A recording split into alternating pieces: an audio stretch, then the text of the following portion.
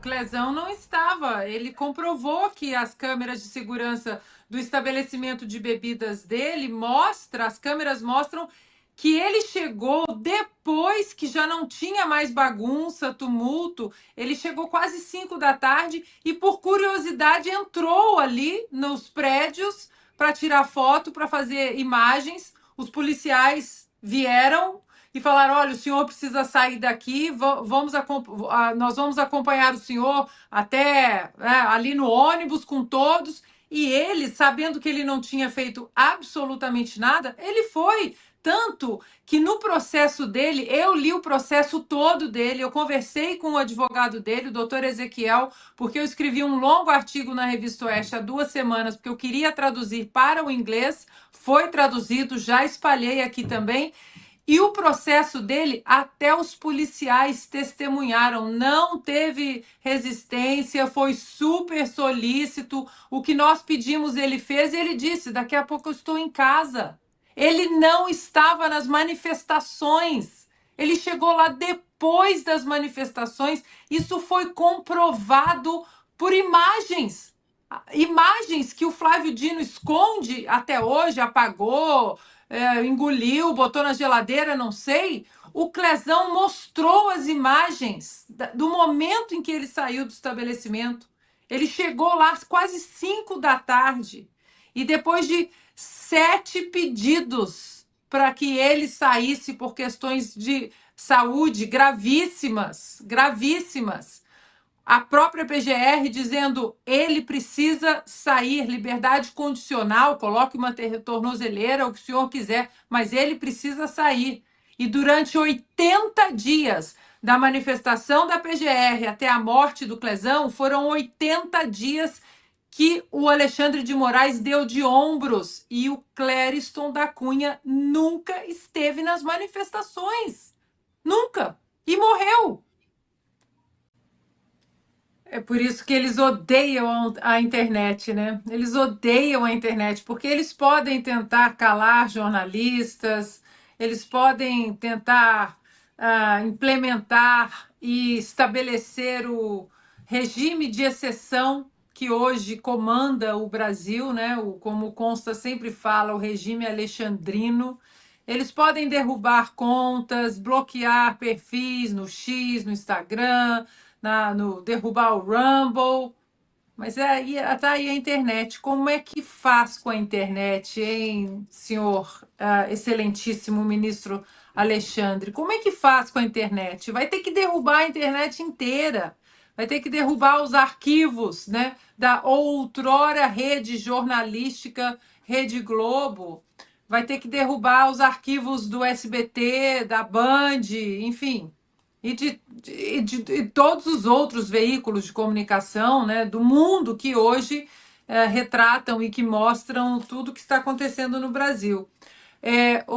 Lacombe, eu vou passar para o professor, para o doutor Marcelo, porque eu acho que tem muita coisa que a gente quer perguntar. Eu fico aqui olhando as minhas anotações, né, as minhas conversas com juristas durante a semana, com advogados. Então, eu vou deixar o doutor Marcelo falar, porque é difícil, né, explicar o inexplicável para juristas, para advogados, né? Nós, como jornalistas, nós temos colocado o dedo na ferida desse avanço desse regime, desse estado de exceção. Mas diante de tudo que está acontecendo, doutor Marcelo, o que fazer? Para onde correr? Olha, eu acho que nas últimas 3 ou 4 semanas, o ministro Marco Aurélio de Mello, ministro aposentado do Supremo Tribunal Federal, né? Obviamente todos conhecem, deixou o Supremo tem relativamente pouco tempo, e ele disse o seguinte: o direito no Brasil não existe mais. O Supremo faz o que acha que tem que fazer. Né? Então, Constituição, Código de Processo Penal, né? Tudo isso perdeu o sentido. Né? A análise jurídica, né? Eu tenho dito isso muito para os meus alunos, né? Que estão, evidentemente, perplexos. Né? são alunos de direito processual penal, e o que nós temos visto é a violação do devido processo legal. Tá? Quer dizer, antes mesmo de entrar no mérito dessas acusações absurdas, dessas ideias sem pé nem cabeça, de que a pessoa vai derrubar um governo e leva um batom, a outra leva uma bíblia, a outra leva uma bandeira, mas ninguém leva arma de fogo, tá? E acha que vão derrubar um governo invadindo prédio vazio. Né? Então, mas antes dessa questão do mérito, você tem a questão do devido processo legal. Quer dizer, esse processo é ilegal. Ainda que essas pessoas estivessem sendo acusadas de forma proporcional, por exemplo, se a Débora estivesse sendo acusada do crime de pichação, né? Se o sujeito que quebrou o relógio lá do Supremo estivesse sendo acusado de crime de dano ao patrimônio público, né? Que é só o que nós temos. Tá? Mas, ainda assim, você tem uma questão completamente absurda e sem sentido. O que é que essas pessoas estão fazendo sendo julgadas no Supremo Tribunal Federal? Tá? E o ministro Marco Aurélio também tem batido nesse ponto. Essas pessoas não têm foro por prerrogativa de função, né, que o leigo chama de foro privilegiado. Só quem pode ser julgado no Supremo é presidente da República, vice-presidente da República, ministros do próprio Supremo, procurador-geral da República, senadores e deputados federais, ministros de Estado, chefes de missão diplomática de caráter permanente, ou seja, embaixadores e ministros de Estado. Enfim, cabe nos dedos das mãos. Está lá no artigo 102, inciso 2, letra B e letra C. É muito elementar. É uma daquelas questões sobre as quais não há discussão. O direito tem, é claro, questões controvertidas, né? Mas essa certamente não é uma delas. Uma cabeleireira não pode ser julgada no Supremo. Qual é o sentido que faz uma cabeleireira ser julgada no Supremo? E o que isso representa, além da violação de um princípio fundamental, que é o princípio do juiz natural? Você tem que ser julgado por quem a lei diz que você tem que ser julgado, e não por um tribunal que escolheu julgar você. Eu digo para os meus alunos, quando um juiz ou tribunal é evidentemente incompetente para julgar determinado processo, e ele insiste em não reconhecer isso, principalmente processo criminal. Claro que isso vale para as outras áreas, mas principalmente para o processo criminal. É óbvio, é evidente pela lei que não cabe àquele juiz ou àquele tribunal julgar aquele réu. Mas ele faz questão, ele não abre mão, ele não declina da competência, como a gente diz. Não, eu vou julgar, eu sou competente. Eu digo para os meus alunos, toda vez que isso acontecer, vocês fiquem com o pé atrás. Porque ou esse juiz está disposto a fazer qualquer coisa para beneficiar o réu, ou ele está disposto a fazer o que for necessário para prejudicar esse réu. É sempre muito preocupante, quer dizer, há alguma intenção, alguma agenda oculta aí, porque é óbvio que ele não é competente. É óbvio que o Supremo Tribunal Federal não é competente para julgar cabeleireira, para julgar aposentado, para julgar dona de casa. E eles não se dão por incompetentes, eles estão... O ministro no seu voto... tem horas que a gente não sabe se ri ou se chora. O ministro, no seu voto, na sessão que julgou a admissibilidade da acusação contra Bolsonaro e os outros réus, ele fez uma menção, ele fez várias, né? Porque eles querem nos fazer crer que há conexão entre os casos. Ao 8 de janeiro, e ele disse: o Supremo é sim competente para julgar os réus do 8 de janeiro. Sabe por quê? Porque nós já decidimos isso em 1.494 casos. Então, assim, é um argumento inacreditável, né? Nós somos competentes. Professor Marcelo, isso sem falar também da suspeição deles, né? A questão da competência e da suspeição. Um comparou, há poucos meses atrás, o Bolsonaro com um demônio. O outro era o advogado do Lula, o maior oponente político do Jair Bolsonaro. Né? Então, assim, é tudo errado. E quase todo esse processo da denúncia da PGR calcado na delação do Mauro Cid, que vem toda ela da obtenção do telefone dele, que hoje eles não se importam mais de revelar, né? Fishing Expedition, pesca probatória, porque foi tudo com base naquele caso das vacinas que eles já arquivaram esse processo. Quer dizer, é tudo escancarado.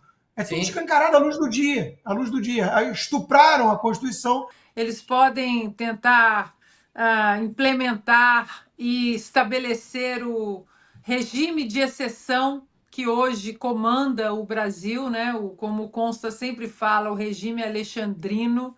Eles podem derrubar contas, bloquear perfis no X, no Instagram, derrubar o Rumble. Mas tá aí a internet. Como é que faz com a internet, hein, senhor excelentíssimo ministro Alexandre? Como é que faz com a internet? Vai ter que derrubar a internet inteira. Vai ter que derrubar os arquivos, né, da outrora rede jornalística Rede Globo. Vai ter que derrubar os arquivos do SBT, da Band, enfim. E de todos os outros veículos de comunicação, né, do mundo que hoje retratam e que mostram tudo que está acontecendo no Brasil. Lacombe, eu vou passar para o professor, para o doutor Marcelo, porque eu acho que tem muita coisa que a gente quer perguntar. Eu fico aqui olhando as minhas anotações, né, as minhas conversas com juristas durante a semana, com advogados. Então, eu vou deixar o doutor Marcelo falar, porque é difícil, né, explicar o inexplicável para juristas, para advogados, né? Nós, como jornalistas, nós temos colocado o dedo na ferida desse avanço desse regime, desse estado de exceção. Mas, diante de tudo que está acontecendo, doutor Marcelo, o que fazer? Para onde correr? Olha, eu acho que nas últimas 3 ou 4 semanas, o ministro Marco Aurélio de Mello, ministro aposentado do Supremo Tribunal Federal, né? Obviamente todos conhecem, deixou o Supremo tem relativamente pouco tempo, e ele disse o seguinte: o direito no Brasil não existe mais. O Supremo faz o que acha que tem que fazer. Né? Então, Constituição, Código de Processo Penal, né? Tudo isso perdeu o sentido. Né? A análise jurídica, né? Eu tenho dito isso muito para os meus alunos, né? Que estão, evidentemente, perplexos. Né? São alunos de direito processual penal e o que nós temos visto é a violação do devido processo legal. Né? Quer dizer, antes mesmo de entrar no mérito dessas acusações absurdas, dessas ideias sem pé nem cabeça, de que a pessoa vai derrubar um governo e leva um batom, a outra leva uma Bíblia, a outra leva uma bandeira, mas ninguém leva arma de fogo, né? e acha que vão derrubar um governo invadindo prédio vazio. Né? Então, mas antes dessa questão do mérito, você tem a questão do devido processo legal. Quer dizer, esse processo é ilegal. Ainda que essas pessoas estivessem sendo acusadas de forma proporcional, por exemplo, se a Débora estivesse sendo acusada do crime de pichação, né? Se o sujeito que quebrou o relógio lá do Supremo estivesse sendo acusado de crime de dano ao patrimônio público, né? Que é só o que nós temos. Né? Mas, ainda assim, você tem uma questão completamente absurda e sem sentido. O que é que essas pessoas estão fazendo sendo julgadas no Supremo Tribunal Federal? E o ministro Marco Aurélio também tem batido nesse ponto. Essas pessoas não têm foro por prerrogativa de função, né, que o leigo chama de foro privilegiado. Só quem pode ser julgado no Supremo é presidente da República, vice-presidente da República, ministros do próprio Supremo, procurador-geral da República, senadores e deputados federais, ministros de Estado, chefes de missão diplomática de caráter permanente, ou seja, embaixadores e ministros de Estado. Enfim, cabe nos dedos das mãos. Está lá no artigo 102, inciso 2, letra B e letra C. É muito elementar. É uma daquelas questões sobre as quais não há discussão. O direito tem, é claro, questões controvertidas, né? Mas essa certamente não é uma delas. Uma cabeleireira não pode ser julgada no Supremo. Qual é o sentido que faz uma cabeleireira ser julgada no Supremo? E o que isso representa, além da violação de um princípio fundamental, que é o princípio do juiz natural? Você tem que ser julgado por quem a lei diz que você tem que ser julgado, e não por um tribunal que escolheu julgar você. Eu digo para os meus alunos, quando um juiz ou tribunal é evidentemente incompetente para julgar determinado processo, e ele insiste em não reconhecer isso, principalmente processo criminal. Claro que isso vale para as outras áreas, mas principalmente para o processo criminal. É óbvio, é evidente pela lei que não cabe àquele juiz ou àquele tribunal julgar aquele réu. Mas ele faz questão, ele não abre mão, ele não declina da competência, como a gente diz. Não, eu vou julgar, eu sou competente. Eu digo para os meus alunos, toda vez que isso acontecer, vocês fiquem com o pé atrás. Porque ou esse juiz está disposto a fazer qualquer coisa para beneficiar o réu, ou ele está disposto a fazer o que for necessário para prejudicar esse réu. Gostaria de perguntar onde estão as feministas para defender as donas de casa, porque tem algum demérito em escolher ser dona de casa, cuidar dos filhos, cuidar da casa? Tem algum problema? Ou mulher só serve se ela tiver um emprego, uma carreira fora de casa? Eu não entendi essa frase do Lula. Essa frase mostra um preconceito muito grande do Lula, que diz proteger as classes menos favorecidas. Qual o problema do presidente Lula contra as donas de casa? Do que nunca.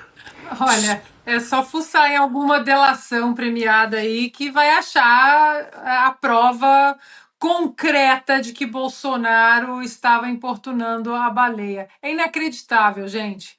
O Brasil, assim, é inacreditável. É baleia, é cartão de vacina. Agora essa história aí do celular, né? Como o Silvio disse, vai mandar um recado. Olha, reze um Pai Nosso, entregue o celular na delegacia mais próxima. Pelo amor de Deus, o Brasil precisa começar a ser levado a sério. Isso, o Ministério Público, Polícia Federal, outrora grande Polícia Federal, e tem muita gente boa ainda na Polícia Federal. Eu volto com vocês aí, Paula. Recebeu a graça presidencial, a PGR se manifestou favoravelmente em relação a essa graça constitucional, a esse indulto presidencial constitucional, né? Está protegido pela nossa Constituição. O Alexandre deu de ombros. Eu li, Paula, os votos do ministro Nunes Marques e do André Mendonça. São 5 páginas. E como é que você briga com documentos? Porque nos 2 votos, tanto do ministro Nunes Marques e do André Mendonça, eles mencionam toda a documentação médica da entrada do Daniel Silveira no hospital por causa de uma crise renal, de pedras nos rins, no meio da madrugada.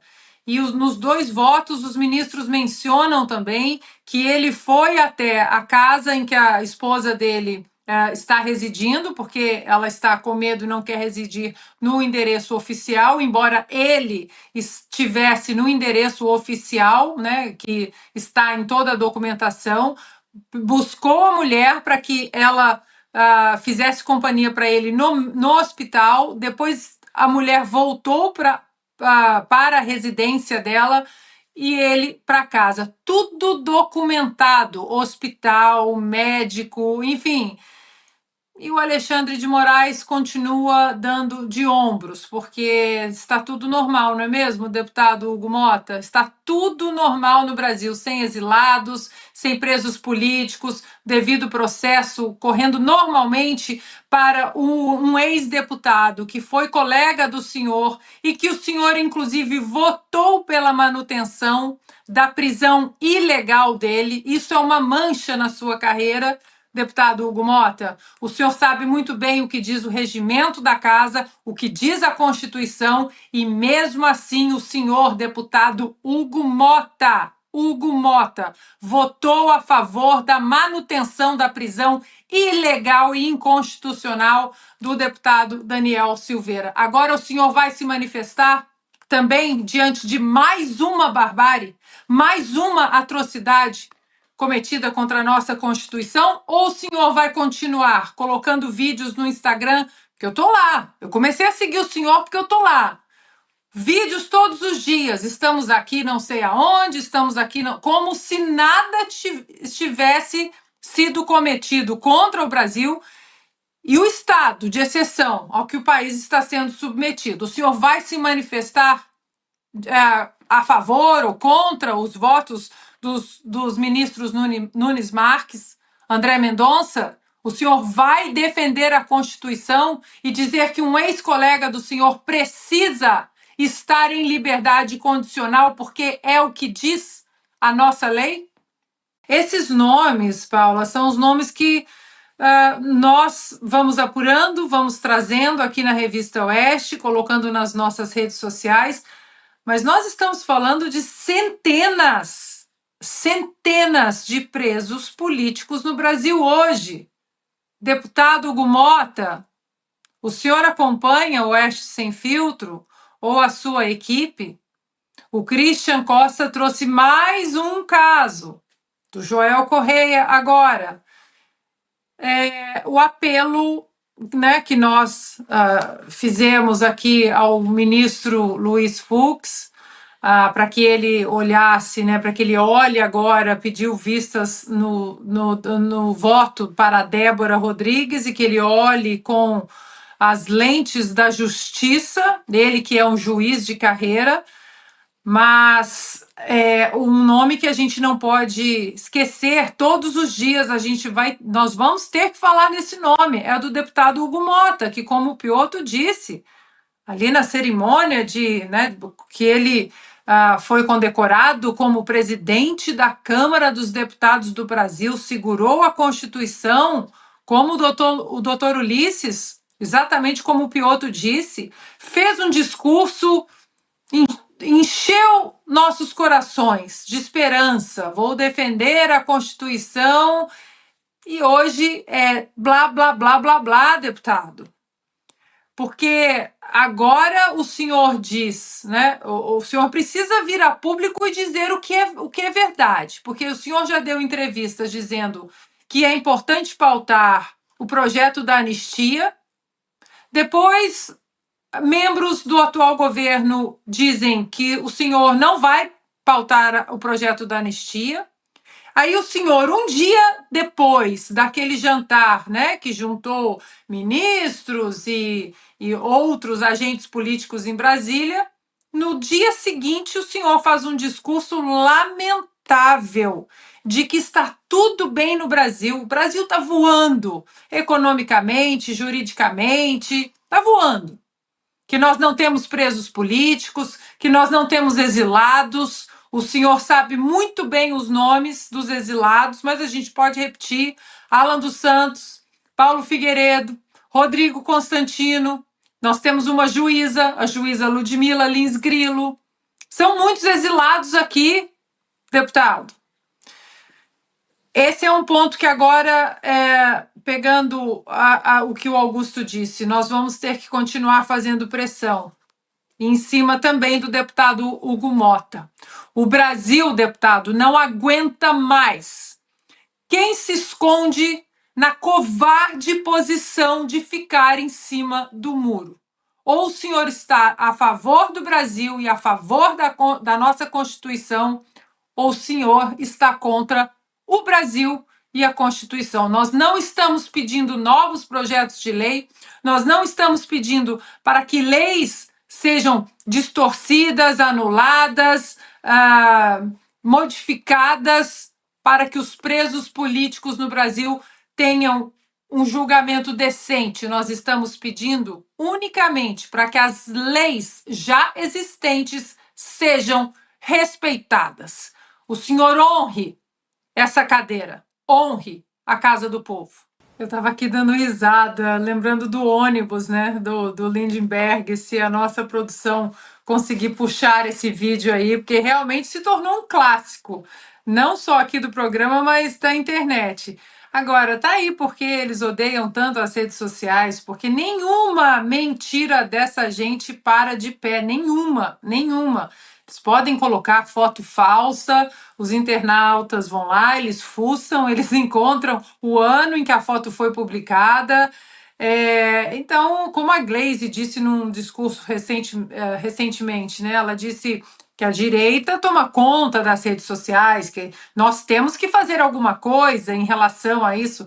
Em relação a isso, ela quer dizer censura, tem que censurar essa gente que fica colocando os fatos, as verdades nas redes sociais. Eu lembrei também de um vídeo que circulou durante a campanha presidencial de 2022, um vídeo que viralizou. Era um vídeo de uma manifestação ali pró-Lula, né? E eu faço assim entre aspas, porque tinha ali uma menina com uma bandeirinha ali do PT e tal. E a menina, e alguém entrevistou a menina ali, porque deve ter ouvido alguma conversa da moça, e aí ela disse, né? Eu tô aqui porque eu recebi, mas vai Bolsonaro, eu vou votar no Bolsonaro. Então é só assim que essa gente consegue colocar 44, né? Ou 47 pessoas, de acordo com a contagem do Nicolas. As redes sociais são um terror para eles. Pois é, Paula. O Macron fez questão da presença da Janja em Paris. Ok. Bom, eu quero perguntar, né, para a AGU quais foram os avanços que a Janja trouxe na questão da fome, da pobreza. Pode colocar qualquer tema social, econômico aí. Se ela trouxe algum programa, se ela encabeça algum programa de respeito no Brasil, com verdadeiro impacto na sociedade, porque não é impacto na rede social. A AGU, Janja e Lula, impacto na rede social, Instagram, TikTok, as duas redes aí cheias de influencers com muito impacto digital.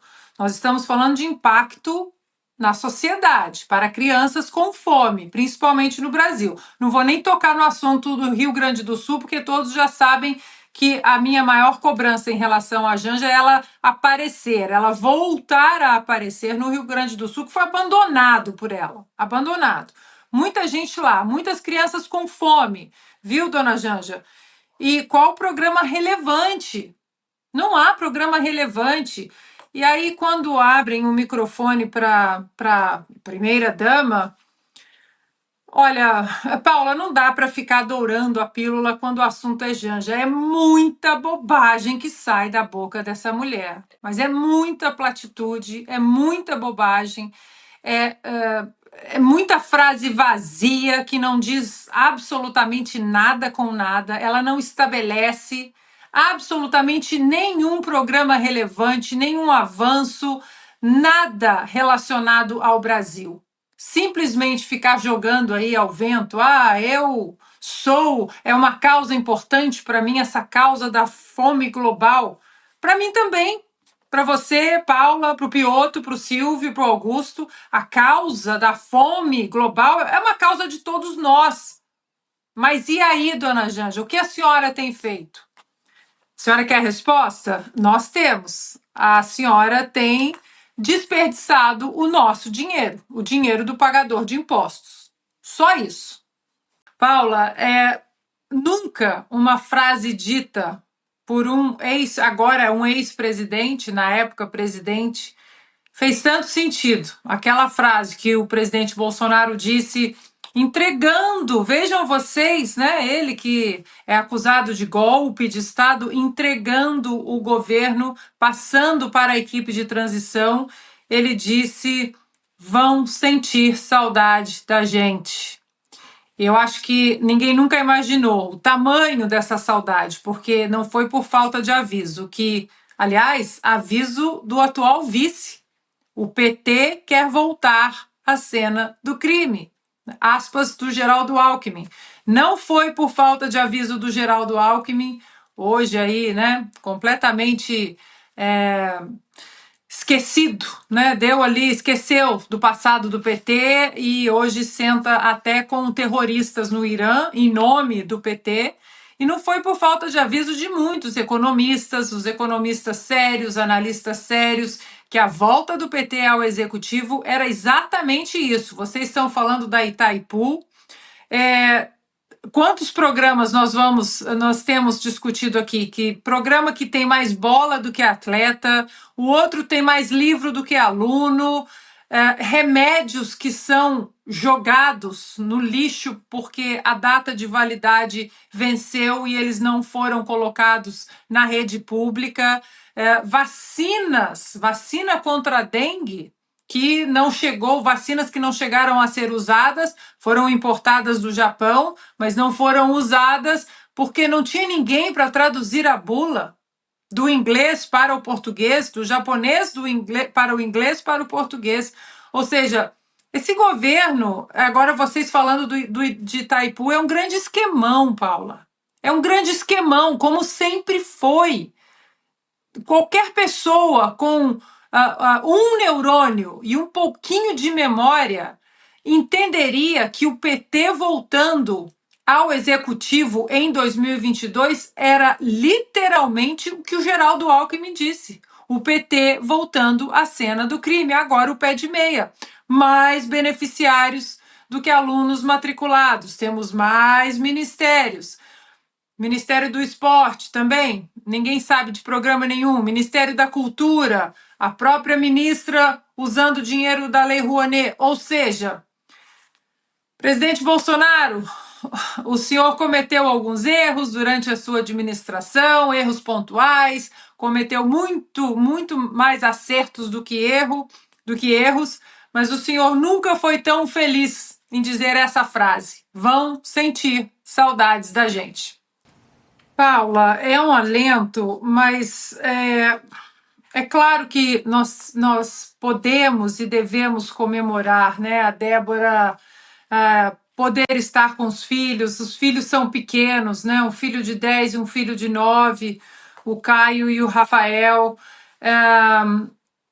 porque mãe é insubstituível, né? Assim como o pai, mas ali o papel nessa primeira, segunda infância das crianças, o papel da mãe é muito importante e eu fico imaginando o que passa, né, na cabecinha ali do Caio, do Rafael, vendo a justiça, ou seja, a injustiça, vou colocar assim, né, a barbárie maquiada, vou usar um termo tão usado para a Débora, a barbárie maquiada de justiça, o que essas crianças, como elas vão crescer com esse trauma.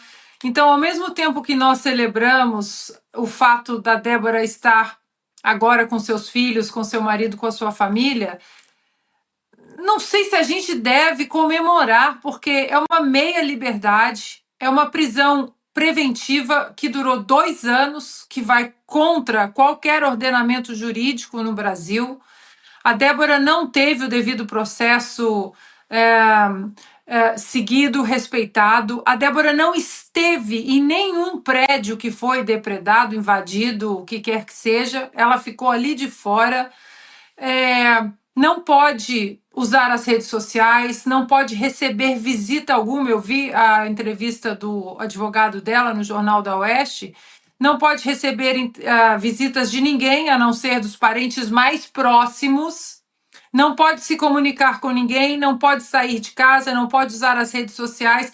É claro que na situação que ela estava, estar em casa com os filhos, para ela só quer isso, e todos nós, se estivéssemos na posição dela, também estaríamos agradecendo, pelo menos eu estou em casa com os meus filhos e com a minha família. Mas nós aqui fora, nós temos que continuar fazendo pressão, porque a pressão pode ter funcionado sim.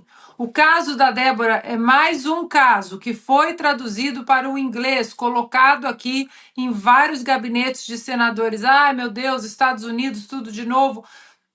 Nós temos que atacar por todos os lados, porque a lei Magnitsky aqui nos Estados Unidos, que pode ser aplicada apenas pela caneta do presidente Donald Trump, não precisa passar pelo Congresso, ela se refere ali nos pontos da Lei Magnitsky, para que as sanções dessa lei sejam aplicadas. Um ponto muito fundamental ali é a completa violação aos direitos humanos. E no Brasil nós temos o Daniel Silveira, daqui a pouco a gente vai falar dele, o Clezão, a Débora e tantos outros que a Revista Oeste vem denunciando, a população vem fazendo pressão. Não é questão de pressão pela injustiça, é pressão até pelos direitos que eles têm que não estão sendo respeitados. A justiça pode errar, mas se a justiça segue o seu caminho constitucional como está nas leis, a defesa consegue provar inocência, por incrível que pareça, porque o ônus é sempre da acusação, mas no Brasil até isso. Os inocentes estão provando ser inocentes e estão sendo mantidos na prisão.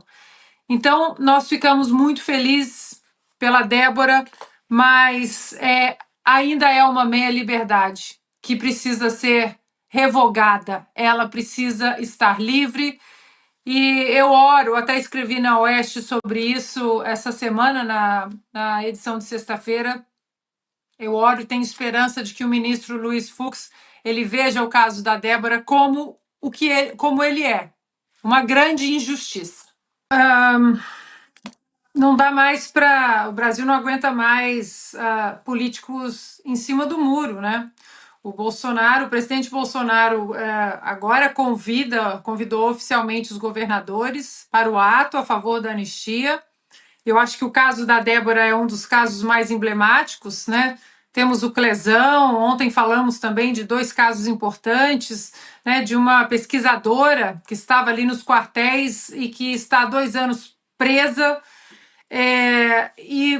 Na entrevista, infelizmente, o deputado teve que voltar prefiro, né, que ele esteja lá fazendo exatamente o que nós esperamos, mas boa notícia também de que o Partido Novo já também entrou em obstrução junto com o PL, porque não dá mais para a gente ficar de cima do muro vendo como o vento vai, e é a posição que parece que o Hugo Mota escolheu. Né? Eu ia perguntar ao deputado sobre o discurso do deputado Hugo Mota, dizendo que vozes não foram caladas no Brasil, perfis continuam, né? Tudo normal nas redes sociais, não há presos políticos no Brasil, porque esse discurso ele é muito preocupante. Ele estabelece uma data de uma virada do deputado Hugo Mota que nós vamos ter que obstruir muita coisa, porque ou ele foi feito, ou houve chantagem, enfim. Eu acho que o Silvio fala melhor do que ninguém sobre os bastidores de Brasília. Agora, é mais um motivo para que as pessoas atendam ao chamado do presidente Bolsonaro e lotem a Avenida Paulista em São Paulo, porque há muito em jogo. A Débora, a família do Clezão, mas há centenas de pessoas que ainda estão presas e, diferentemente do que o Hugo Mota diz, são presos políticos. Nós temos os exilados aqui nos Estados Unidos e os presos políticos no Brasil. Então, essa é uma pauta que o Hugo Mota, queira ou não, tente emplacar a narrativa de que agora, né, que ele mudou de ideia, de que não está na boca do povo. Está na boca do povo, sim. O povo sabe o que está acontecendo no Brasil. E eu acho que é uma grande chance, até para os togados do Supremo Tribunal Federal, que já esticaram tanto a corda e não sabem como voltar, é uma oportunidade enorme também para eles, esse projeto da anistia ser apreciado e votado de maneira rápida. E o Alan dos Santos também. Isso. Não apenas bloqueou as contas bancárias, as contas sociais, mas acabou com o Terça Livre, né, que era o veículo de comunicação dele, empregava dezenas de pessoas. Acabou com tudo isso e colocou o nome do Alan dos Santos fez muita pressão no nome na lista da Interpol e o governo americano deu de ombros, né? Não vamos deportar Alan dos Santos, ele está protegido nos Estados Unidos sob asilo político, sim, asilo político. Então, nós ficamos, né, muito felizes com o desbloqueio dessas contas do Consta, principalmente por causa da fase que ele está passando agora. No dia 17 de abril, ele será internado para, então, fazer um transplante delicadíssimo, né, o transplante de medula, ficará um mês no hospital. Essa conta, né, desse câncer raro do Consta vai passar facilmente de 2 milhões de dólares. Agora, a questão, né, que a gente se pergunta é a seguinte: será que Alexandre de Moraes anda, né, com medo da lei Magnitsky? E não adianta, as pessoas podem falar, tic-tac, 72 horas, nada acontece. Não vai acontecer mesmo, do dia para a noite. Os americanos aqui respeitam profundamente o devido processo legal, a Constituição americana, todas as etapas que precisam ser passadas com responsabilidade para que as sanções da lei Magnitsky sejam aplicadas.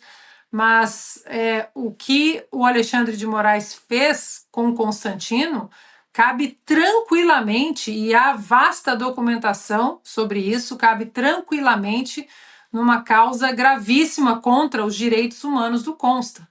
Então, a pressão precisa continuar, seja para liberar aqueles que não têm mais rede social. O Felipe Martins, por exemplo, está em casa, de tornozeleira eletrônica. O Alexandre de Moraes liberou as redes sociais do Felipe Martins, mas não liberou para o Felipe Martins postar nas redes sociais. Ou seja, nunca é a liberdade completa protegida na nossa Constituição. Ele está sempre tirando, né, um pedaço da liberdade de todos, como a Débora, que agora, né, felizmente está em casa com seus meninos, mas nós sabemos que a situação dela continua também como uma meia liberdade. 2 pontos sobre isso, Paula. O primeiro é que talvez, se não houvesse tantos desmandos no Brasil, tantas inconstitucionalidades, há muito tempo, e eu sempre falo que aqui hoje são peças do Brasil sobre uma grande mesa aqui nos Estados Unidos, no Congresso americano, Alexandre de Moraes, TSE, censura, os exilados políticos, a briga do Elon Musk, o X que foi derrubado, contas bloqueadas, o Twitter Files Brasil, enfim, né, as anulações da Lava Jato, que também voltaram a fazer parte desse quebra-cabeça. Se não houvesse tudo isso, talvez um julgamento qualquer, né, sobre qualquer alegação correta ou não do ex-presidente Bolsonaro, talvez isso não, as pessoas aqui, os americanos, não olhariam para o Brasil com tanto cuidado. Mas esse quebra-cabeça, ele tem tantas peças e tantas peças negativas para o Brasil entrando na mira da lei Magnitsky, o Brasil iniciando, por causa do Alexandre de Moraes, um projeto de lei no Congresso americano, No Censors in Our Shores, sem censores nas nossas costas. E é claro que eles aqui nos Estados Unidos, e isso vai virar uma lupa para o mundo, vão olhar para o julgamento do presidente Bolsonaro como ele de fato é, um julgamento político, um julgamento para calar um opositor político que tem um capital político muito grande. Mesmo depois de uma derrota, né, em 2022, mesmo depois de se tornar inelegível, como assim? Ele perdeu a eleição, nós tiramos o presidente Bolsonaro da próxima cédula e ele continua carregando multidões por onde ele passa no Brasil. Então, Paula, esse retrato todo, por incrível que pareça, por mais distante que o Brasil esteja dos Estados Unidos, hoje ele é muito familiar para o americano, porque essa receita foi colocada aqui contra Donald Trump. A perseguição política usando juízes ativistas em estados extremamente democratas, como Nova York, como Colorado, como Califórnia. Depois, a tentativa de assassinato, a tentativa de calar, derrubaram as redes do presidente Donald Trump, a mesma cartilha, Paula. Então, essas similaridades vão fazer esse quebra-cabeça para o americano. Bom, já entendemos o que está em jogo no Brasil. É mais um caminho de ativismo judicial perigoso, não apenas para o Brasil, mas para a América Latina, para a América do Sul, que nós sabemos hoje é um assunto muito importante para o secretário de Estado Marco Rubio, que tem que é cubano, né? Sua família é cubana e que está olhando para o Brasil de forma muito carinhosa e também preocupada. Paula, olha, eu vou repetir uma frase aqui do deputado Zucco, que ele acabou de dizer nessa entrevista. Cabe a esta casa essa anistia e essa suspensão. E o que nós temos debatido aqui, a exaustão, exatamente isso, as premissas das casas legislativas no Brasil, que são constantemente usurpadas pelo Supremo Tribunal Federal, pelo TSE, por um ministro apenas, né, em decisões absurdas, individuais, sem o peso do colegiado. Então, eu acho que existe agora o que nós podemos estar diante de um movimento de recuperação das premissas das casas legislativas, principalmente a Câmara dos Deputados, porque o deputado Hugo Mota ele se elegeu como presidente da Câmara prometendo isso. Logo depois, na mesma semana em que ele foi eleito, ele deu entrevistas dizendo: não, nós precisamos pautar a anistia, é um assunto que está na boca das pessoas, as pessoas estão comentando, porque isso foi acordado. Isso foi acordado. Muitas pessoas, muitos deputados que poderiam ter optado por Marcel Van Hatten, por exemplo, eles fizeram todo o conchavo político, justo ou não, mas que faz parte do contexto de Brasília, de dar o voto ao Hugo Mota com essa premissa de pautar o assunto mais importante do momento no Brasil. E aí agora, simplesmente, né, como o Piotr disse, depois do jantar na casa do Alexandre de Moraes, bom, parece que o Hugo Mota é que foi jantado, né? Porque ele mudou completamente. Do dia, da água para o vinho, da noite para o dia, e agora vem com essa sinalização estranha, sendo que o Brasil inteiro assistiu o debate sobre os nomes que estavam para serem votados como presidente da Câmara, e o dele chegou lá na frente por causa disso. Então, Paula, eu fico contente, não é uma boa opção para o país, porque nós precisamos votar muitas coisas importantes, mas eu confesso que em uma parte eu fico contente com essa obstrução, que é uma ferramenta absolutamente constitucional, porque não dá mais, né, para ficar negociando com quem não mantém a palavra. Acho que a palavra é essa, Paula, reciprocidade econômica. Não tem muito o que sair do que o Piotr brilhantemente explicou agora. Você taxa 20%, eu vou taxar 20%. Você taxa 60%, eu vou taxar 60%. Você taxa 240%, como é o caso do leite, né, canadense, eu também vou taxar 240%. Então, é só curioso que é interessante, eu diria, que agora nós falamos na proteção aos produtos brasileiros, mas quando o Donald Trump fala da proteção aos produtos americanos, aí é feio. Aí é feio. Mas proteção aos produtos brasileiros, tá ok, tá tranquilo. Eu só queria saber da senadora o que são as retaliações. Eu não sei se o Piotr, até jogo de volta para ele, não sei se o Piotr leu o projeto, o que seriam essas retaliações? Porque muitos colocam como tarifas impostas por Donald Trump, mas essas tarifas não são impostas, elas são simplesmente recíprocas, né? É a questão da reciprocidade econômica. E nesse contexto todo, que o Piotr até mencionou, o que Donald Trump faz, da maneira como ele faz, até uma maneira bastante agressiva, isso acaba, muitos batem de frente no início, mas acabam sentando à mesa para discutir posteriormente o que pode ser melhor para os dois países. Nesse contexto todo, Paula, até gostaria, se possível, de ouvir o Piotr mais um minutinho. Os bilhões e bilhões e bilhões de dólares que estão sendo trazidos para os Estados Unidos como investimento exatamente desse contexto todo, para fugir das tarifas do Donald Trump de produtos que estão fora dos Estados Unidos. Muitas empresas decidiram colocar bilhões, 100 bilhões, 200 bilhões, 500 bilhões de dólares nos Estados Unidos para que seus produtos sejam fabricados aqui. E isso é exatamente o que vai girar a roda econômica, principalmente de empregos nos Estados Unidos, que Donald Trump tanto prometeu na campanha.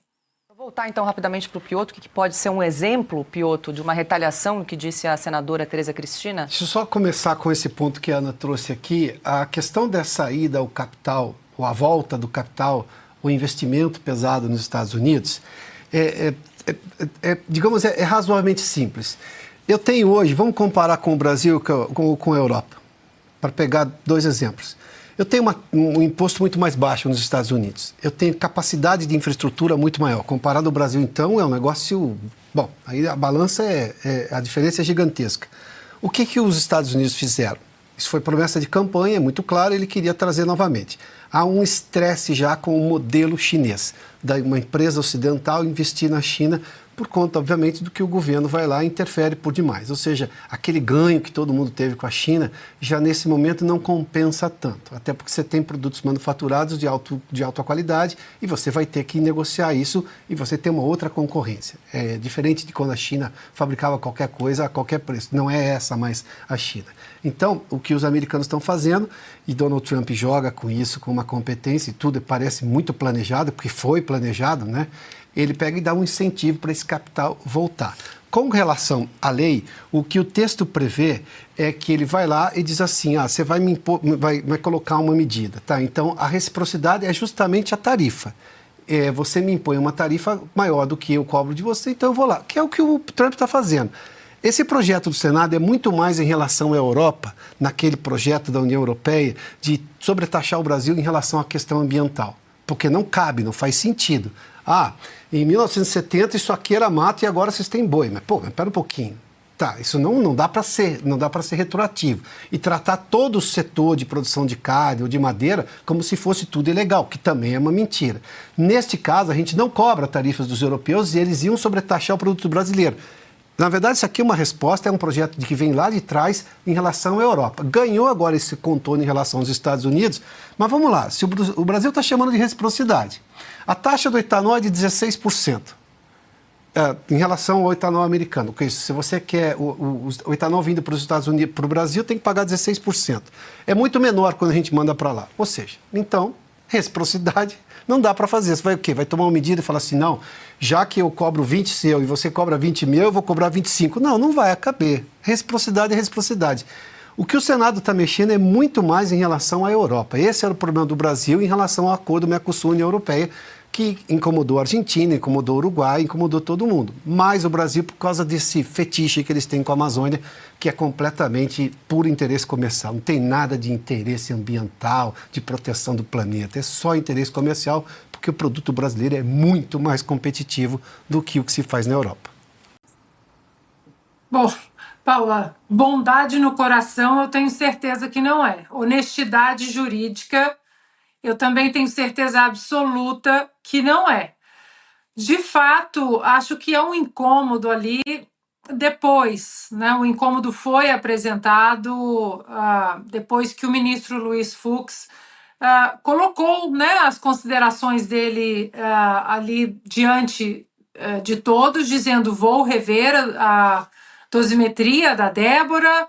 Você vê que o Fux, de alguma maneira, o ministro, ele está incomodado com tudo isso. O ministro Fux, que é um juiz de carreira, e tanto que na minha carta ao ministro Fux, que agora está aberta na edição da Revista Oeste, simplesmente o que eu digo ali é que nós não olhemos para o passado que a família dele sofreu, né, fugindo do Holocausto, fugindo da Segunda Guerra Mundial e do regime nazista, de juízes completamente loucos, ensandecidos, totalmente cegos por uma ideologia e que ignoraram todas as leis, que ignoraram todos os direitos humanos e simplesmente condenaram, às vezes até pior, né? Condenaram à prisão muitas pessoas, milhares de pessoas, milhões de pessoas e outras pessoas, inclusive condenadas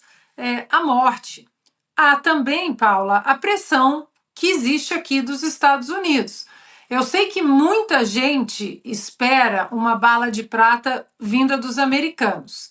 Não vai acontecer, mas todo dia, vocês podem ter certeza absoluta que todo dia uma pecinha sobre o quebra-cabeça que eu sempre menciono aqui sobre o Brasil, ela é mexida, ela é colocada, e quando esse quebra-cabeça estiver montado, firme, sólido, em cima da mesa dos americanos, eles vão agir.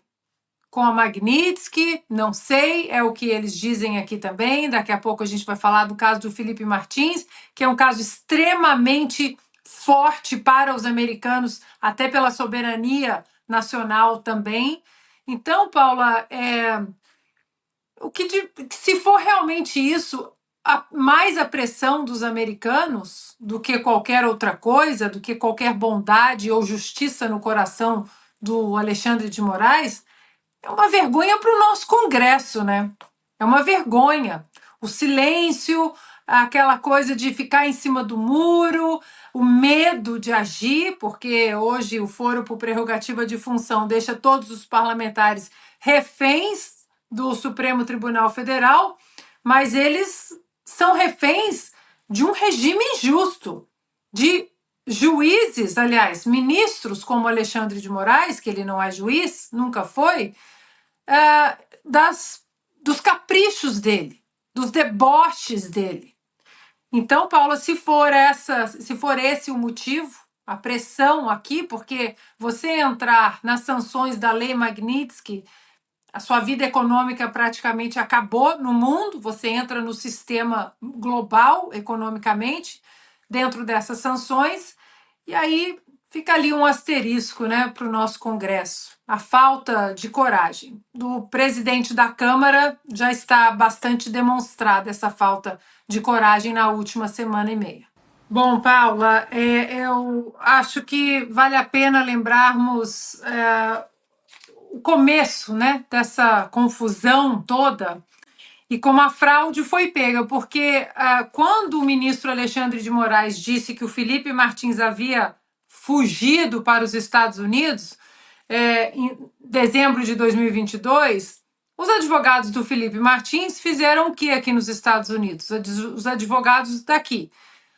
Bom, vamos até o sistema de imigração e pedir a entrada oficial do Felipe Martins. Quando foi? E os sistemas de imigração, imediatamente, através de documentos, forneceram para a defesa do Felipe Martins. A última entrada do Felipe Martins foi em setembro de 2022 para que ele acompanhasse o presidente Bolsonaro e a sua delegação na reunião das Nações Unidas, da ONU, setembro de 2022. Pois bem, logo depois de toda a confusão do Felipe Martins, né, do inquérito aberto, o Felipe Martins estar na cadeia, em uma viagem da equipe do delegado da Polícia Federal, Fábio Chora, ao Brasil, naquela semana, exatamente na mesma semana, aparece uma entrada fraudulenta do Felipe Martins no sistema imigratório dos Estados Unidos em dezembro de 2022. E essa entrada foi colocada manualmente na cidade de Orlando. Por isso que agora isso vai ser discutido também no judiciário de Orlando, porque essa entrada foi colocada na cidade de Orlando. Porque quando a defesa do Felipe Martins foi retirar os documentos, em Nova York disse: mas agora consta uma nova entrada aqui através de Orlando.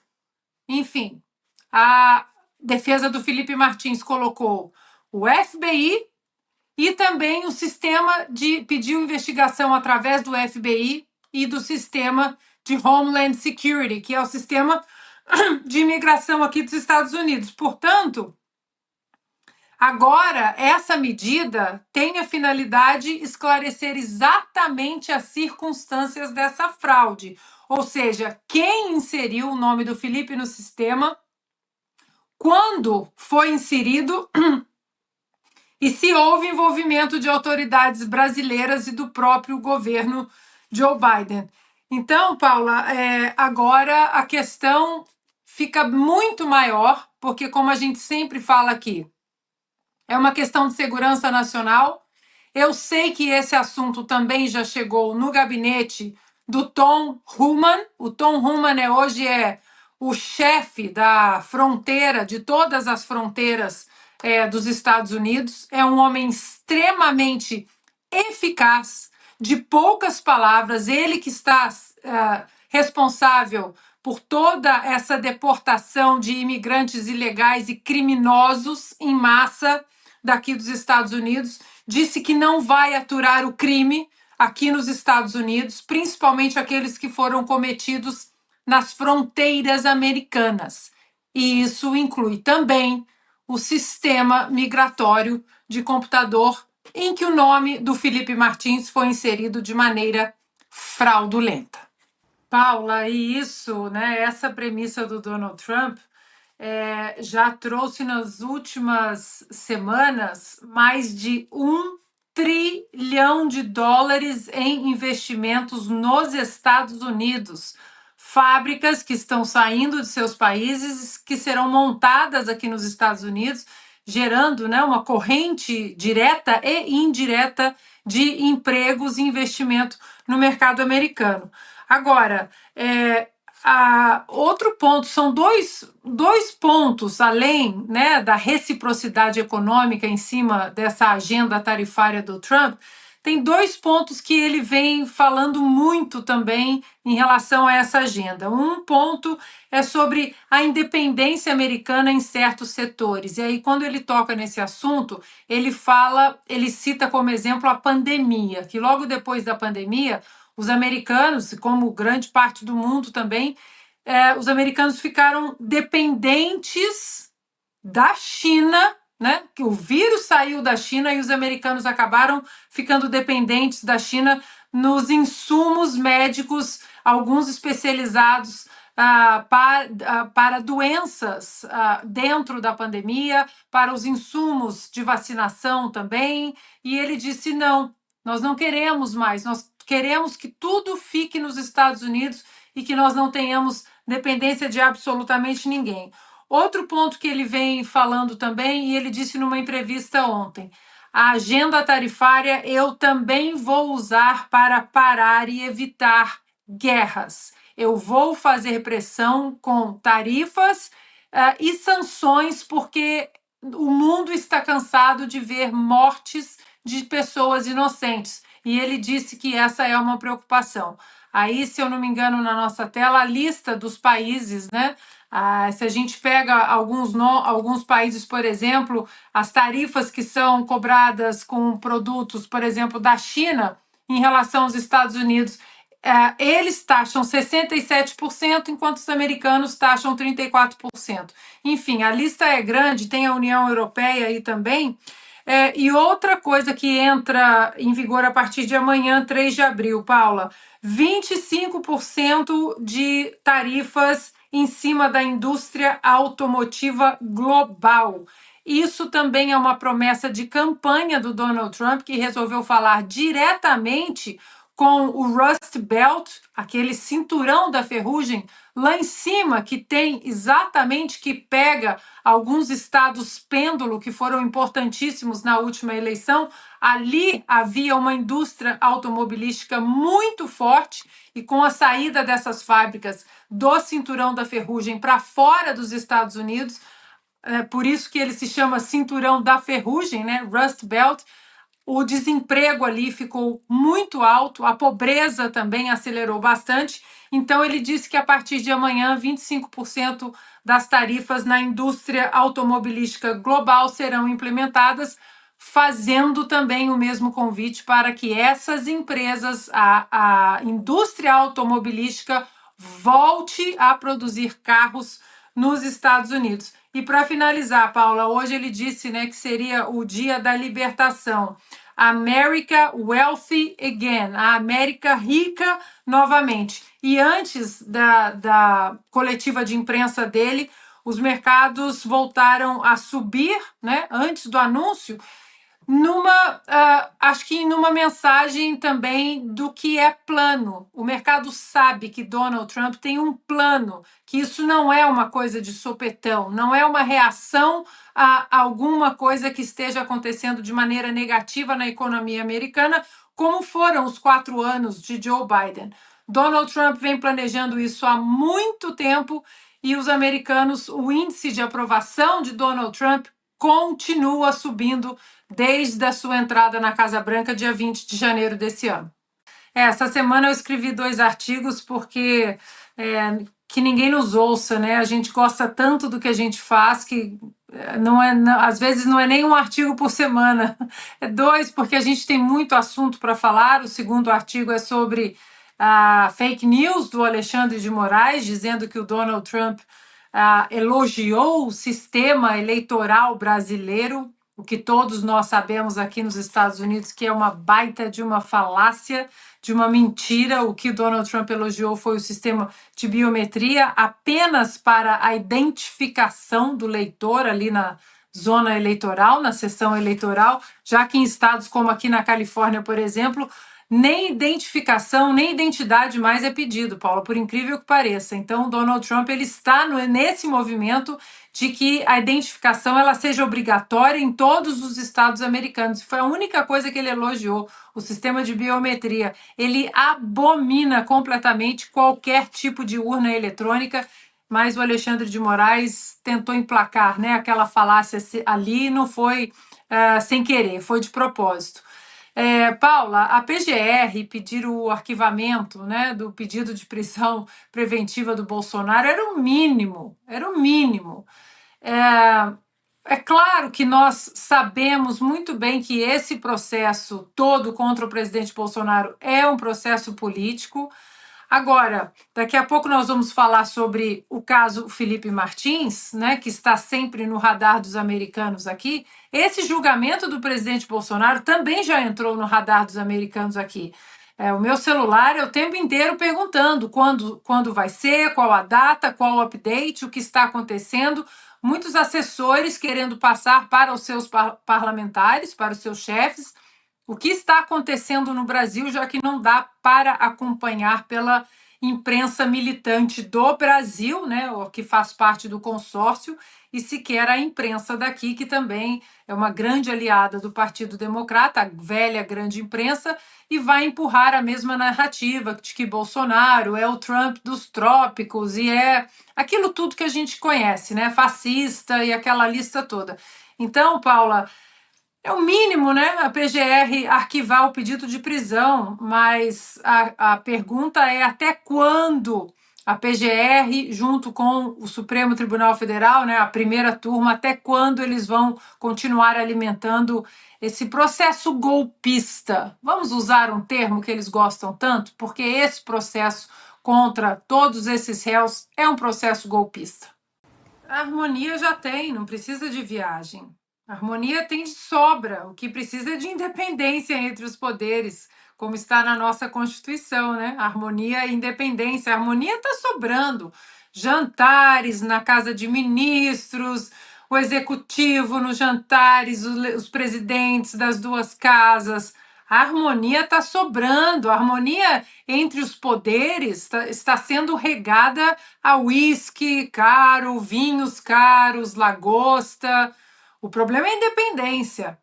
Agora, diante de tudo que vem sendo mostrado aqui fora, não apenas para os americanos, sobre o atual regime estranho no Brasil, imaginem a notícia de que um ministro da Suprema Corte está passeando pelo mundo com o presidente da nação. Acho que a maior constatação de que não tem problema nenhum vem da frase dita pelo próprio ministro Barroso: nós derrotamos o bolsonarismo. Se nós derrotamos o bolsonarismo, qual o problema em viajar com o Lula? A sensação, Paulo, é que ele está deslumbrado com a cadeira de presidente da Câmara.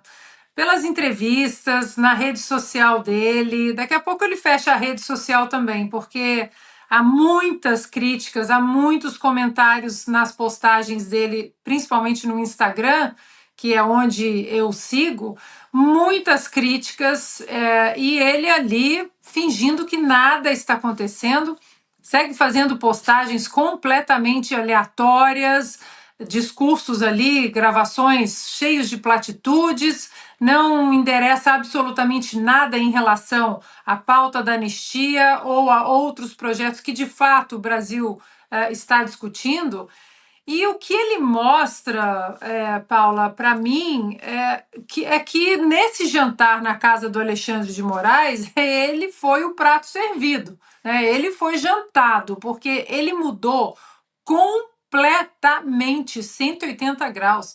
Ele veio de um discurso de unir o país, unificação e defender a Constituição, e ele dizendo que o 8 de janeiro jamais não pode acontecer novamente, mas que as penas para os condenados do 8 de janeiro são penas extremamente exageradas. Ele disse, tudo isso está na internet, ninguém inventou.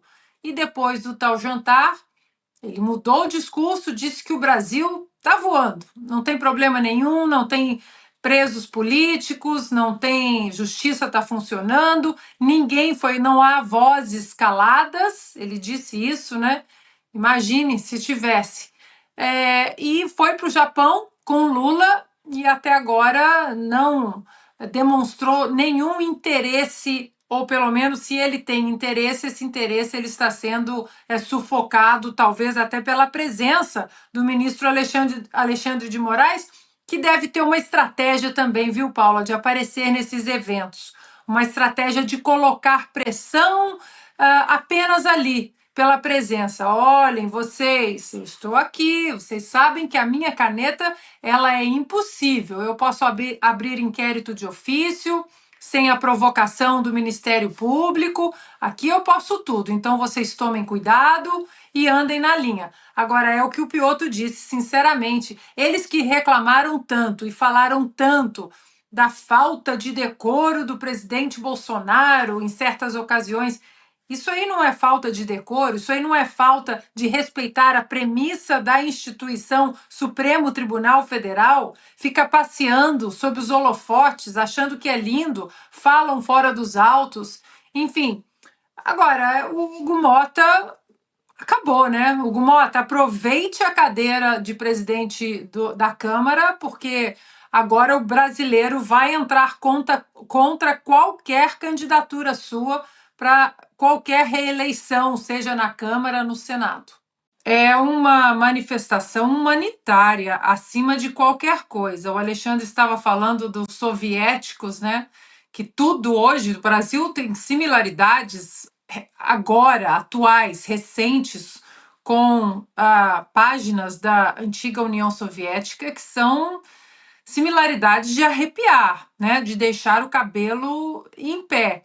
O Augusto mencionou essa semana, né, uma frase muito dita pelo Papa João Paulo II, não tenhais medo, não tenhais medo. Ele falava direto essa frase, e justamente essa semana marca o aniversário de morte de João Paulo II, dia 2 de abril, 20 anos sem João Paulo II. Portanto, se você ainda tem alguma dúvida, não sei se eu vou até a Paulista, lembre-se de João Paulo II, da frase que ele sempre disse: não tenhais medo, né, do monstro soviético que oprimiu não apenas a Polônia, mas o leste europeu. Todos os países ali atrás da cortina de ferro sofreram muito com o Império Soviético, muita opressão, muita prisão.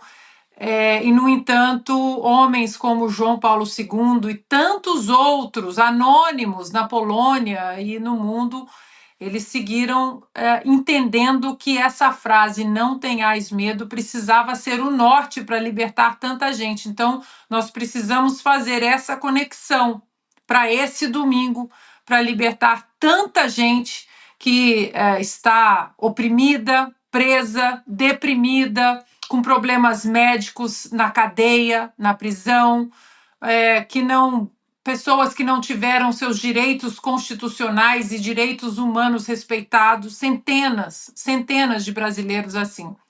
E precisamos fazer pressão também, Paula, nos parlamentares, nos deputados que ainda não assinaram essa lista de urgência para o PL da anistia. Eu passei os olhos antes de entrar no programa e tem muita gente ali do PL, inclusive deputados que são considerados da ala conservadora, da ala da direita na Câmara, que não assinaram. É preciso fazer pressão. Procurem a lista na internet e façamos pressão, porque o país precisa ser pacificado para que nós possamos discutir as boas reformas, importantes reformas para o Brasil. Mas antes da anistia, não tem jeito.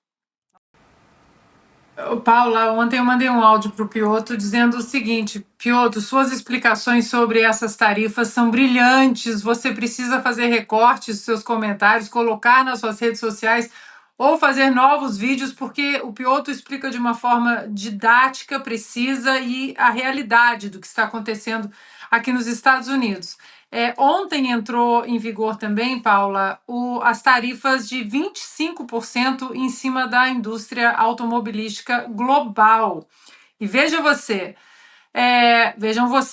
né? A Tesla, por exemplo, é o único carro que é fabricado 100% aqui nos Estados Unidos. Diante dessas tarifas de 25%, a Ford anunciou ontem que vai baixar os preços dos carros, vai se livrar de todo o estoque ali e vai colocar os preços, vai oferecer os preços para a população, o mesmo preço que a Ford coloca para os seus funcionários, ou seja, a Ford já dizendo: nós vamos investir também de alguma maneira, nós vamos continuar tentando vender carros. E a Ford anunciou também que parte da cadeia de produção que é feita fora dos Estados Unidos, eles vão trazer para os Estados Unidos, aproveitando de isenções fiscais do Donald Trump. Lembrando que, né, o Piotr falando da China, a China tinha uma ideia antes de Donald Trump, que era colocar fábricas de carros no México, bem na fronteira com o México, usar uma mão de obra muito barata e vender o carro bem mais caro aqui para os americanos. Donald Trump também já fechou essa porta, disse que isso não vai acontecer. Deixa eu passar para a Ana, porque tem informação que acaba de chegar, Ana, a gente já vai compartilhar aqui com a nossa audiência. Programa ao vivo é assim, Paula. Bom, eu perguntei se o Christian, se alguém sabia por as razões, né, da antecipação aí do julgamento para essa segunda turma, né, do golpe. E a defesa do Felipe Martins entrou em contato, eles estão assistindo o programa, e o que eu recebi aqui foi o seguinte: não houve, repito, não houve consenso nenhum entre o STF e as defesas. A nossa defesa sequer foi procurada e, evidentemente, não concordaria com isso. Ontem mesmo protocolamos um requerimento de produção de provas essenciais, apontando que ainda não tivemos acesso a vários elementos essenciais para a defesa e questionamos o prazo. Eles seguem aqui com a mensagem: estão pendentes de julgamento ao menos 2 agravos regimentais relevantes. O primeiro, sob relatoria do ministro Barroso, trata-se da suspeição de 3 integrantes da primeira turma, Moraes, Dino e Zanin, e do PGR. O outro, ainda não apreciado pelo relator Alexandre de Moraes, impugna a inadequação do prazo concedido à defesa. Soma-se a isso a falta de esclarecimento sobre a detenção indevida do Dr. Sebastião Coelho no último dia 25 de março, dentro do próprio Supremo Tribunal Federal, e o fato de não terem concedido ainda uma cópia das imagens dessa detenção à defesa. Finalizo aqui com a mensagem: diante de todas essas situações sem resposta, é incompreensível a antecipação da data do julgamento. O prosseguimento do caso sem apreciação dessas matérias viola frontalmente os princípios do juiz natural, da ampla defesa e do devido processo legal. Acelerá-lo nessas circunstâncias aprofunda ainda mais o risco de violação e não contribui para a legitimidade da decisão. Tá aí, Paula. Palavras da defesa do Felipe Martins. Se o STF disse que houve um consenso entre o STF e as defesas, tá aí a palavra oficial de uma das defesas do Felipe Martins. Não houve consenso e as defesas não foram procuradas para essa antecipação. Eu procurei também aqui a justificativa, eu só achei curioso o timing, né? Eles decidiram antecipar esse julgamento um dia depois do julgamento aqui nos Estados Unidos ser marcado em relação à fraude no sistema imigratório dos Estados Unidos com o nome do Felipe Martins. Esse julgamento foi marcado para o dia 9 e logo depois dessa notícia eles decidiram antecipar. Coincidência? Não é coincidência? Será que eles estão acompanhando, né, o que está acontecendo aqui nos Estados Unidos em relação ao nome do Felipe Martins, que está, né, nessa segunda turma, nesse segundo lote, porque eles gostam disso. Primeiro lote de vândalos, de presos, né, o primeiro lote teve Bíblia, teve pipoqueiro, agora o segundo lote... Não, aliás, o primeiro lote teve Bíblia, batom, algodão doce, o segundo lote tem pipoqueiro, picolé, daqui a pouco vem sorvete, né? E a mesma coisa acontece numa esfera mais elevada. E o nome do Felipe Martins está nesse segundo lote. Não custa lembrarmos que o nome do Felipe Martins está sendo investigado, não o nome dele, mas como o documento fraudulento foi parar nos computadores da imigração dos Estados Unidos, está sendo investigado pelo FBI, pelo Departamento de Homeland Security, que é o Departamento de Imigração, e agora também pela Justiça da Flórida, especificamente em Orlando, porque a entrada fraudulenta com o nome do Felipe Martins, inclusive com a grafia errada, escrito Felipe, enquanto o nome dele correto é Filipe, apareceu nos computadores de Orlando. Isso pode ser um grande problema para o Brasil. Muita gente fala, não vai dar em nada, porque os americanos não estão tão preocupados assim com o Brasil. Olha, pode até ser que os americanos não estejam tão preocupados assim com o Brasil, mas eles estão preocupados com a segurança americana.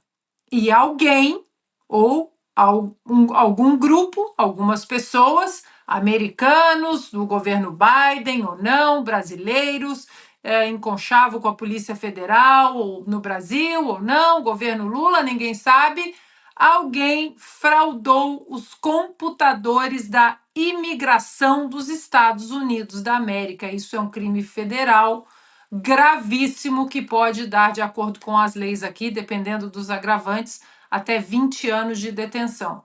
Então, fica aí o questionamento desse timing. Por que eles decidiram antecipar em quase uma semana?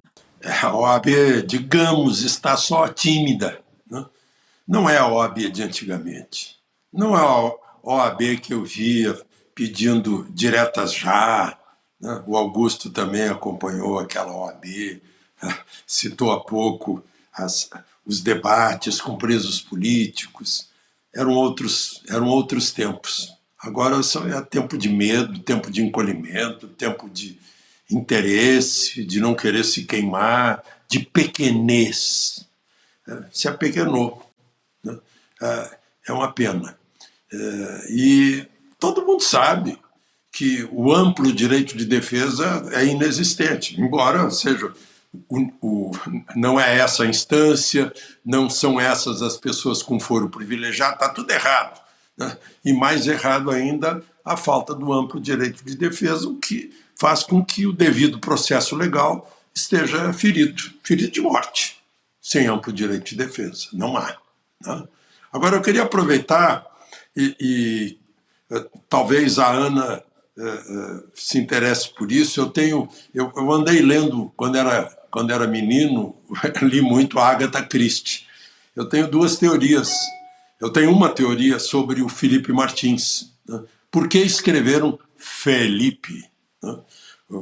Em todas as línguas, o rei Felipe da Espanha, que deu origem às Filipinas, tudo é Philip. Em inglês é Philip. Então é impossível que algum americano vai escrever Felipe. Quem escreve Felipe é brasileiro, né?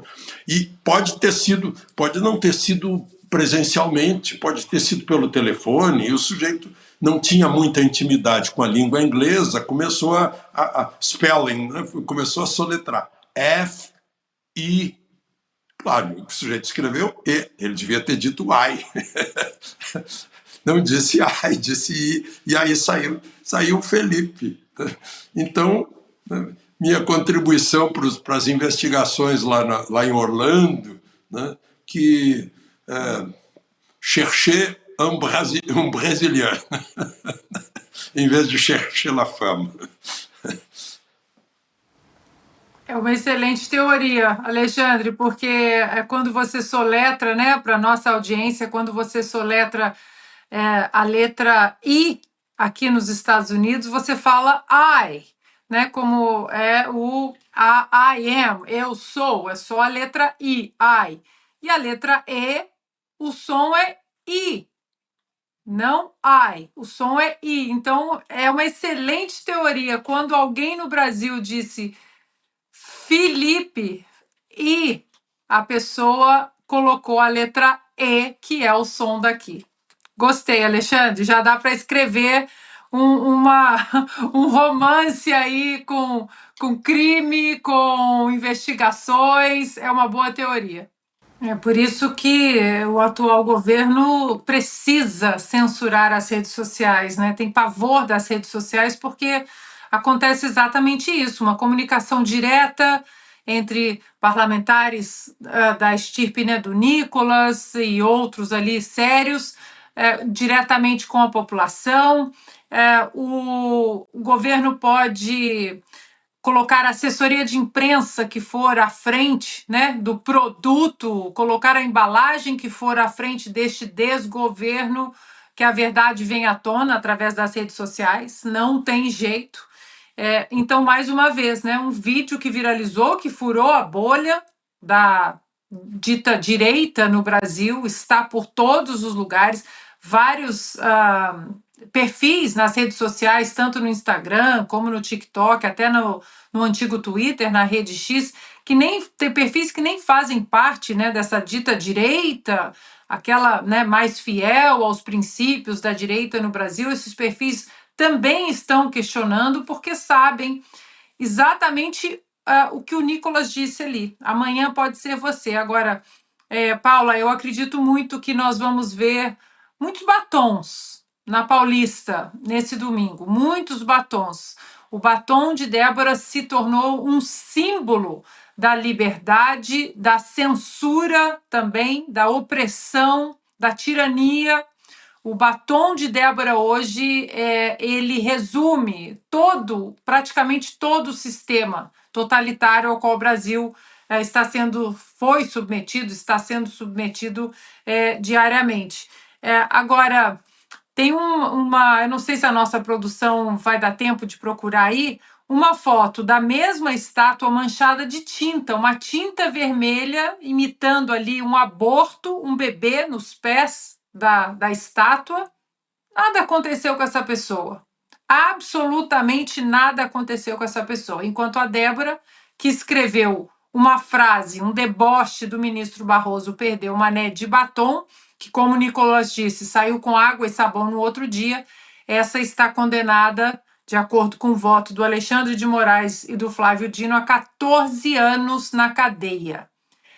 Senhor Hugo Mota, tá tudo normal no Brasil, né? Tudo normal, absolutamente normal. O senhor é uma vergonha para uma das casas mais importantes do Brasil, a Câmara dos Deputados. O doutor Ives mencionou um juiz um justice daqui da Suprema Corte Americana, que eu tenho um imenso, profundo respeito, leio absolutamente tudo sobre ele, porque é um norte em relação não apenas à Constituição americana, mas às liberdades fundamentais dadas pelo Criador, como está, né, na Constituição americana e na Declaração de Independência dos Estados Unidos, o Justice Antonin Scalia, e ele dizia, né, que a Constituição para o Judiciário é um documento morto, não é um documento vivo que os juízes vão mudando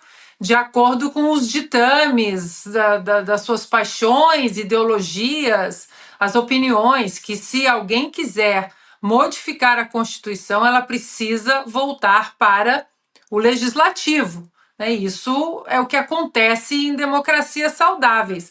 Agora, Paula, permita-me abrir um espaço aqui. Eu quero sair um pouco dessa área jurídica, porque são tantas pessoas que admiram o doutor Ives, o jurista, o professor, o advogado. O doutor Ives é uma fonte, né, para tantas pessoas, jornalistas, em relação à bússola jurídica que nós perdemos no Brasil e que ela continua acurada com o doutor Ives. Mas eu queria trazer, Paula, um outro lado do doutor Ives, que as pessoas que o admiram, tenho certeza que vão admirar ainda mais, que é a fé do doutor Ives. Olhe que coincidência, nós não conseguimos fazer a homenagem ao doutor Ives no dia do seu aniversário, 12 de fevereiro. Eu sou vizinha de aniversário do doutor Ives, eu faço aniversário no dia 13. E estamos fazendo essa homenagem hoje, e vejam vocês, hoje completa 20 anos da morte do Papa João Paulo II. 20 anos, João Paulo II. Doutor Ives, eu sei que é um grande admirador, eu também, eu fiz um documentário sobre o João Paulo II. Lindíssimo. Enviei para o doutor Ives, e hoje completa 20 anos da morte de João Paulo II. Vejam que coincidência. E aí, doutor Ives, eu vou aproveitar e fazer uma pergunta para o senhor. O doutor Modesto Carvalhosa estava dizendo sobre o medo da população hoje no Brasil, medo de se expressar, medo de questionar, medo de debater, parlamentares com medo de falar, parlamentares com medo de colocar suas funções legislativas ali diante do povo. E aproveitando, doutor Ives, essa data, né, da morte de João Paulo II, ele falava muito isso, não tenham medo, non abbiate paura. O tempo todo ele falava isso e nas suas homilias e nos seus discursos. E aí, doutor Ives, é muito fácil e muito cômodo se calar hoje no Brasil, porque nós temos visto também juristas renomados calados, professores de direito constitucional calados. E essa coragem do senhor, né, que é a premissa aristotélica, a primeira qualidade do ser humano, a coragem, que sem a coragem a gente não é mais nada. De onde o senhor tira essa coragem e essa fé que parecem que não tem fim? Veja o seguinte, você sabe que eu vou à missa diariamente há mais de 50 anos, eu e minha mulher. Foi minha mulher que trouxe de novo e me faz uma falta monumental para a fé católica. Mas, inclusive a minha doença, eu agradeci muito a Deus que fosse no dia do aniversário. Muita gente querendo me homenagear, etc. Então, ao mostrar que nós não somos nada, foi uma belíssima lição para fazer com que baixasse a bola. Basta dizer que eu passei a ter uma nova ejaculatória, aquelas que eu vou dizendo todo dia. Senhor, que eu nunca mais me esqueça da lição que me deste. Nós não somos nada, estamos de passagem por aqui. Mas a grande vantagem de se ter a fé, e aquele livro que você me deu, como dezenas e dezenas de pontos em que João Paulo II mudou, e mesmo o título do seu documentário, Não Tenhas Medo, eu tenho a impressão que sempre foi a característica, primeiro que eu aprendi com o papai e a mamãe, mas depois na nossa religião. Porque, de rigor, quando se acredita em Deus, nós percebemos que estamos de passagem, num universo de 15 bilhões de anos, chegar no máximo de 100 anos, ou raramente chegar, já aos 90 anos, eu acho que nós já pagamos um preço na idade, faz com que é a fé que sustenta. É o que tem maior valor, porque se estivermos com Deus, nós enfrentamos com muito mais tranquilidade as turbulências. Temos muito mais alegria quando as coisas andam bem.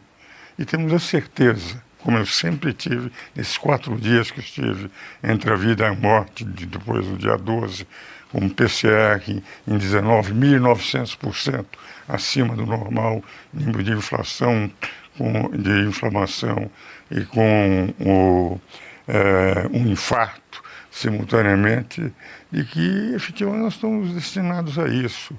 Não temos que nos dar valor e temos que viver no que pudermos para os outros. Mesmo que o nosso trabalho e a vida que nós tenhamos para os outros, de auxiliar, de servir, seja um trabalho muito pequeno, cada um na sua esfera. Mas não podemos ser covardes. Temos que ter a coragem. E eu, por exemplo, não dou nenhuma atenção às críticas que me fazem, a não ser para melhorar, quando a crítica é positiva. E não essas críticas, porque cada um tem o direito de pensar. Mas nós temos o direito, se achamos que estamos com uma verdade que será útil para os outros, nós temos que levar. E isso eu aprendi no dia em que minha mulher, depois de 8 anos entre namoro e casamento, conseguiu me converter e voltar novamente à religião. E a partir daí eu me sinto muito tranquilo. Eu estou aqui a serviço de Deus. Nesse serviço de Deus não me dou valor nenhum, sei perfeitamente das minhas limitações, mas sei também que se Ele me deixa aqui, eu não posso deixar de fazer aquilo para o qual Ele certamente me colocou. E essa é a razão pela qual eu vou tranquilamente, não respondendo à crítica, não atacando pessoas, mas atacando ideias. E na democracia, eu e o Luiz Roberto, cada vez que damos palestras, nós nos divergimos em tudo. Gosto muito do Luiz Roberto. Quando uma outra vez que eu também tive quase para morrer, entubado, ele foi me visitar 2 vezes no hospital. Acho um grande constitucionalista. Mas ele diz, a democracia é essa. Nós divergimos profundamente em inúmeros pontos do direito, mas com a elegância própria de um debate democrático, onde se deve debater ideias e não se alimentar por ódios. E hoje no Brasil, enquanto as pessoas se alimentarem do ódio e dentro dos poderes que têm força para impor a pacificação, continuarem se alimentando de ódio, nós temos que denunciar, dizer que o erro está nu e lutar para ver se esses poderes, com os mesmos homens, um dia, como dizia o Martin Luther King, I have a dream, eu tenho um sonho. O meu sonho é de que voltem os poderes serem harmônicos e independentes para o bem do Brasil. Eu tenho sempre o privilégio, né? Quando encontro o Dr. Ives, eu sou presenteada com livros. Eu já recebi 2 aqui hoje. Ele tem mais de 80 livros, eu devo ter uns 10, então eu devo ter mais uns 70 encontros com o senhor para receber todos os seus livros. E aí a Ana fez a gentileza de escolher uma poesia para a gente terminar de maneira leve, pacífica, esse bate-papo, não é isso, Ana? Eu não escolhi, não. Foi o Gabriel, meu filho. Tudo em família. O Dr. Ives conheceu. O Dr. Ives conheceu o Gabriel. O Gabriel, ele foi o roteirista do meu documentário sobre o João Paulo II. O Gabriel é formado em economia por Stanford e de tantos livros aqui, de livros constitucionais, de economia, Thomas Sowell, Mises, até os livros mais técnicos do Dr. Ives. Quando ele chega aqui no meu cantinho que tem os livros do Dr. Ives, ele pega os livros de poesia do Dr. Ives. Impressionante, Dr. Ives. Por isso que o senhor precisa muitos anos ainda, porque o senhor também inspira muitos jovens. O meu filho tem 24 anos e é profundamente inspirado pelas suas poesias, pela sua resiliência, pela sua coragem. O Gabriel, ele gosta muito de história e ele estuda, entre várias coisas, a história dos Templários, né? Ele até tem aqui um capacete, sei lá o que é, dos Templários. E aí eu comentei com o Gabriel hoje que nós faríamos essa homenagem ao Dr. Ives. E veja só, ele me mandou a seguinte mensagem: Dr. Ives tem uma poesia com o nome Templários, mamãe, que é maravilhosa, você precisa ler. Então, Dr. Ives, aqui a parte do Gabriel, mensagem, eu vou ler uma das poesias favoritas do Gabriel no seu livro Poesia Completa 1, Templários. Eu acho que é até uma inspiração para a gente em tempos tão difíceis, que eu até perguntei para o senhor de onde vem tanta coragem, né? É tão fácil desistir, é tão fácil ficar em silêncio, e a gente vê que até nas poesias do senhor, o senhor coloca essa coragem. Templários. Tenho, às vezes, vontade de viver no tempo dos templários e seus sonhos. Lutaram pelo bem até morrer, e, na morte, jamais foram tristonhos. Quando eu vejo este mundo sem valores e tenho a espada apenas da palavra, parecem-me faltar aquelas cores que fazem a verdade ser escrava. Tenho, às vezes, vontade de mostrar aos donos do poder que são malandros. Há tanta lama neste negro mar que para lá descer só de escafandros. Sinto-me cavaleiro, sempre andante, pois mantenho meu sonho desde infante. O senhor é uma inspiração para todos nós, Dr. Ives. Deus abençoe o senhor imensamente, por muitos e muitos anos ainda. Olha, eu vou embarcar, pegar carona aqui também, Dr. Ives, porque eu recebi aqui 4 decágolos e eu abri rapidamente e falei, isso aqui é difícil. É uma missão diária, né? Que nós todos precisamos perseguir diariamente. Então, vou rapidamente ler aqui um deles, que é o decágulo do não. Não reclamar, não falar mal dos outros, não falar bem de si mesmo, não perder a calma, não se apegar às coisas, não mentir, não perder tempo com coisas inúteis, não desistir perante as dificuldades, não se importar com críticas, senão para melhorar, não fazer nada de que se possa envergonhar. Daqui fica uma lição, né? para a gente, uma mensagem bacana para a gente terminar aqui essa conversa. Olha, eu quero agradecer muito. Vamos começar com a Ângela. Que horas são aí, Ângela? Moscou? Conta pra gente. Só. Aqui Diga. É são pra Ana, queria, Ana, 3h30, um né? minutinho só, Ângela. Diga. Não, 4h30. Um minuto só para... se agradeça muito e realmente Bernardo Claraval, aquele santo, ele tem todo um livro só sobre os templários, que foram, aliás, todos eliminados de um ato de traição de Filipe o Belo. Mas mesmo quando todos foram mortos, depois de serem traídos pelo rei da França, eles foram fiéis até o fim da vida. Então, eu gosto muito e fico feliz que o Gabriel tenha se lembrado de um soneto perdido entre um livro com tantas. Muito obrigado, Ana. E Nada perdido para o Gabriel, doutor Ives. Um abração para o Gabriel fica de olho nas suas poesias.